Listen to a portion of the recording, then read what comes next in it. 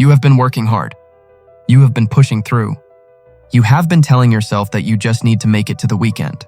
But the weekend comes and you are still exhausted. Not just tired. Not just sleepy, exhausted. Like something inside you has been slowly draining for months. And you are starting to wonder if this is burnout, or if something else is wrong with you. But here's what you need to understand. This is not about working too much. This is about something much deeper happening inside your brain and body. And if you keep watching, you will finally understand whether this is burnout or something else entirely. Keep watching.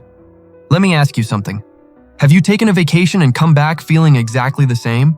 Have you slept more and woken up more tired? Have you tried to relax, but your mind would not stop racing?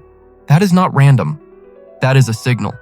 And psychologists have been studying this exact phenomenon for years. This is the moment where most people would scroll away, but you are still here because you need answers. Do not skip this. The term burnout was first coined in the 1970s by psychologist Herbert Freudenberger.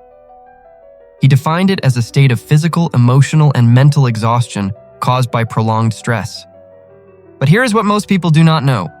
Burnout is not the same as being tired. Burnout has 3 specific components. The first is emotional exhaustion.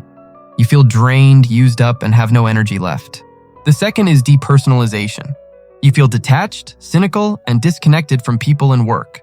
The third is reduced personal accomplishment. You feel like nothing you do matters or makes a difference. If you have all 3, it is likely burnout. If you only have the first one, it might be something else. You think burnout is just about work? Wrong. What is really happening inside your brain is far more interesting. Stay with me. Research from 2026 shows that searches for, "Is this burnout or something else?" have become a breakout term. Why? Because people are realizing that their exhaustion does not fit neatly into the burnout box. They have emotional exhaustion, but not cynicism. They feel tired, but still care about their work. They are not detached. They are just empty. And that empty feeling might be something psychologists call emotional flooding. That feeling you just had. That small recognition. That is exactly what separates burnout from other forms of exhaustion. Emotional flooding is a term that has doubled in Google searches since the start of 2026. It happens when your nervous system becomes overwhelmed by unprocessed emotions. You are not burned out from work. You are flooded from life, the constant news cycle, the social media arguments, the family stress, the financial anxiety, the global uncertainty. Your brain was not designed to process this much emotional input every single day, and when it gets overloaded, it shuts down. Not completely, just enough to make you feel exhausted all the time. This is the moment where most people would scroll away, but you are still here. Keep listening.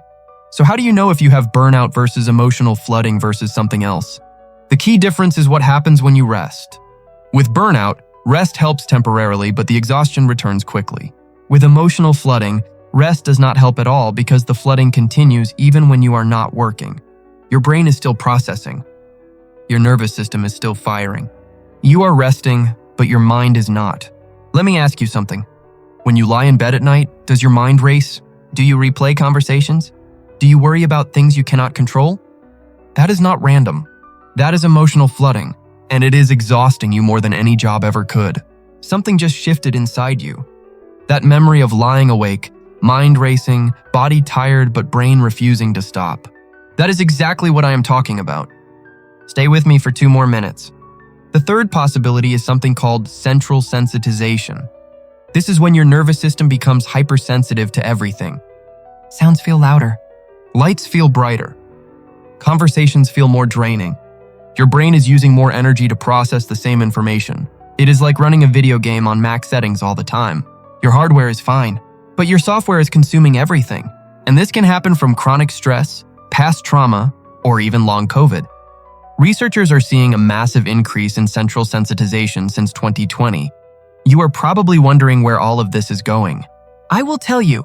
It is going directly to something inside you that you have never fully seen. So what do you do if you are not sure which one you have? The first step is to stop trying to rest your way out of it.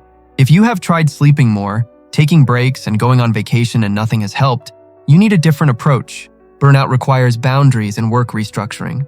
Emotional flooding requires emotional processing and nervous system regulation. Central sensitization requires professional help and gradual exposure therapy. The second step is to track your energy patterns. For 1 week, write down how you feel at 3 specific times. morning, afternoon, and evening. Note what you were doing before each dip. Burnout often gets worse as the week progresses. Emotional flooding often spikes after triggers like news or social media. Central sensitization is more constant. This data will help you and possibly a professional understand what is actually happening. The third step is to try a targeted intervention for 1 week. If you suspect burnout, take a complete break from work and do not check emails. If you suspect emotional flooding, take a complete break from news and social media. If you suspect central sensitization, try reducing sensory input. Wear headphones. Dim lights. Simplify your environment. See which intervention helps the most. This war is still happening inside you every single day. The part of you that pushes through and the part of you that needs to recover. Who wins? That depends on whether you are fighting the right enemy. The most important thing to understand is that your exhaustion is trying to tell you something. It is not your enemy. It is a signal, and the signal might be burnout. It might be emotional flooding. It might be central sensitization. Or it might be something else entirely. But whatever it is, you cannot fix it until you name it. You have figured it out by now. This was never about being lazy. This was about a body and brain that have been asking for help in the only language they know. Exhaustion. The question is not whether you will ever feel rested again. The question is whether you are willing to stop guessing and start listening to what your exhaustion is actually telling you, because that is a question only you can answer. Thank you for watching. If this video helped you understand yourself better, subscribe for more psychology insights.